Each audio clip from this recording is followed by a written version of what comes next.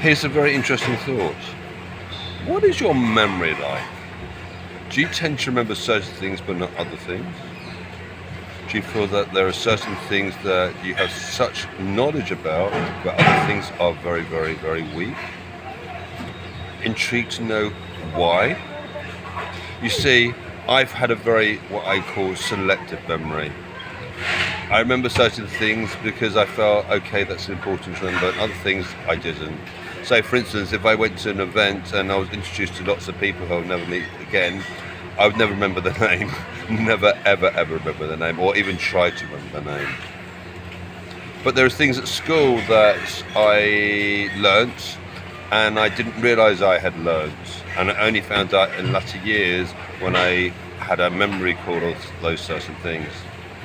Like, for instance, I was doing some carpentry, and I needed to create a right angle, and then lo and behold, I remember what I learnt in mathematics at school when I was about 11 or 12 years old, that the square of the hypotenuse is equal to the sum of the squares of the other two sides, and with that bit of knowledge I was able to get a right angle.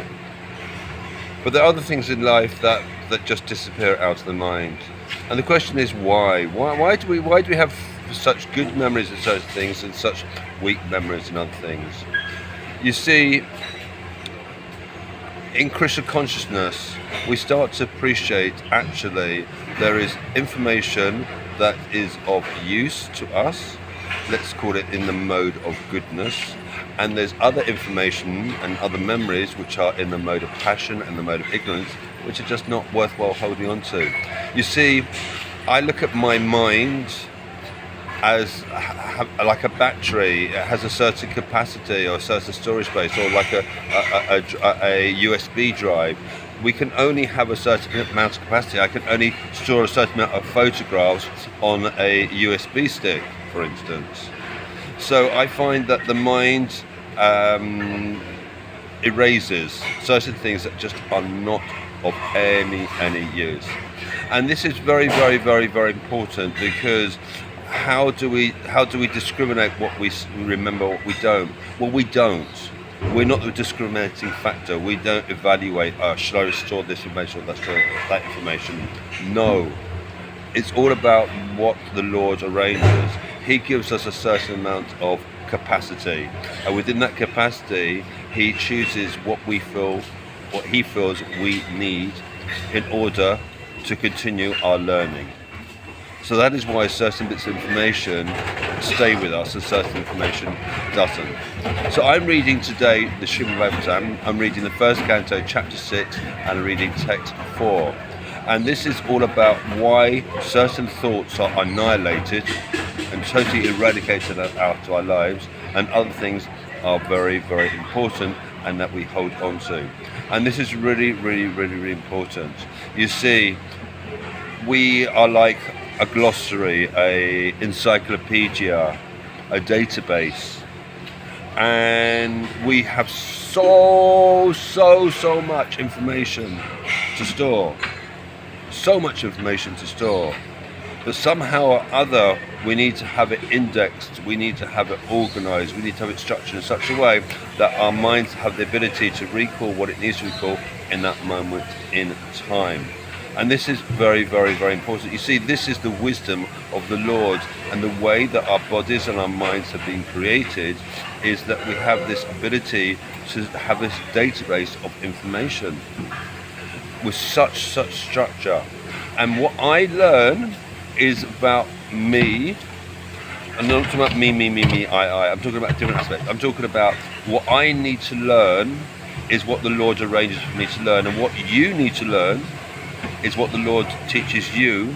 And similarly, what I store in my mind and in my thoughts and my feelings and in my words and in my hearing and in my sight are different to what you experience in your life, and what you see, what you hear, what you think, what you feel, what you need.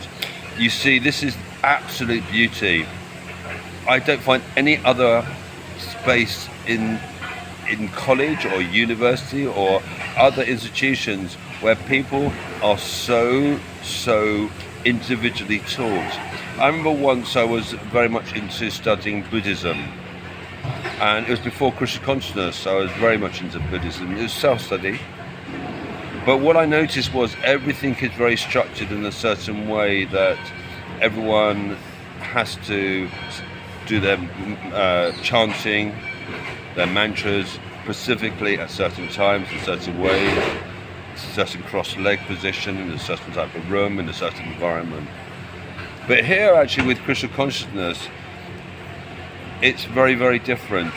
It's like, in a lot of things that you have to try and find ways to fit into something. But in this particular case, we try to realize actually that we just make the center of our life, our studies, and everything else fits in. So it's about actually how we fit into it. You see, often what we do is we think, okay, do you know what? I'll do my day work, I'll do my day studies, whatever it might be, and then I'll have time to do this and I'll have time to do that. But actually what I've realized now, and through the beauty of how the Lord teaches us, actually there is this emergence. It's not about I'll do this bit now and this bit later. So say for instance, say you have a material aspect to your life, then you might feel, okay, I'll do my material stuff, earn my money, and then I'll find some time to do my spiritual stuff. When actually the Lord is teaching us, actually, whatever we are doing can be spiritualized in the same time. Therefore, we don't have to feel that they need separate times. But going back to what I was talking about more clearly was about the storage of information. And there's certain information that I have from my past life, and certainly I'm sure you have. Like for instance, there are certain skills that you have from your past life which are very good when you're young. So for instance, you might find that you were very much into a particular subject at school, or you might be into a particular type of art or music or dance or some other hobby. A lot of people realize, actually, I've got certain skills, so I focus on those skills and the rest I push aside. But the reason why you are so good at certain things and so weak at other things is partly because you brought those things from your past life. So you were doing those activities in your past life. So for me, I spent my whole life up to 54 years outside of Krishna consciousness, getting on with normal life, and in my previous lives I had no idea what I was doing then. But now somehow or other, within the last few years, I've made these certain discoveries, and this rasa, this taste for reading and studying and applying things to life experiences. Now that ability was obviously arranged by the Lord, but it also comes from a previous life. To what extent, I have no idea. I have no idea what I was doing in my previous life, because actually the Lord gives me forgetfulness for a reason. You see, if I don't forget my previous lives and my previous lives and my previous lives, there'll be so many lives of information stored in my head, I wouldn't actually know who I was. So this is why certain information is annihilated. And I'll give you another example. I'm sure I've given this example before. There are some people in this modern day and age not too sure if they're in the right body, i.e. a man thinks he's a woman and a woman thinks she's a man, that they've been born into the wrong body. I have a theory, and my theory is that they have a memory from a past life of being the opposite sex, and that is why they feel in this life that they don't feel right in their current body. Does that make sense to you? I think there's a certain amount of logic. So, information is of paramount importance. It gives us knowledge. With that knowledge, we can improve our intellect and our intelligence to be able to do what we need to do in our life. And what we need to do in our life is to find ways to serve the Lord. You see, that's the beauty about life, is I'm so rejoicing not serving myself anymore. All I do is look for different ways to serve the Lord, and it's very, very, very beautiful, not satisfying my needs and my needs and my needs anymore. So again, all that me, mine stuff that was so dominant in my life, it's still there, but obviously lesser and lesser, hopefully, is getting annihilated. because I don't need it anymore. I don't need to think about what do I need. I rather think about what can I do to serve the Lord and serve the devotees, serve other people in society. And it's beautiful. It's so beautiful, because what the Lord is trying to teach us is to eradicate and annihilate this selfish gene that we have about me, I, mine. And what the Lord is trying to teach us actually is to become more selfless, more giving and more giving and more giving. And how do we know how to be giving? By following the example of the Lord himself, because he's the only one that I know in this universe, on this planet, who has this ability just to give and give and give and give and give and give and give and give and give. So the Lord teaches by example, and he also takes things away from us and gives us things at a certain moment of time. So he'll take away a certain bit of information about what I used to do, my bad habits. I used to have bad habits sometimes at certain stages in my younger years. But with the Lord's help, I've actually don't think about them anymore, and I don't participate in them anymore. And that's beautiful. It's very, very, very beautiful. And this is where annihilation comes in. And then what happens is it allows space for Saint Purity to come in.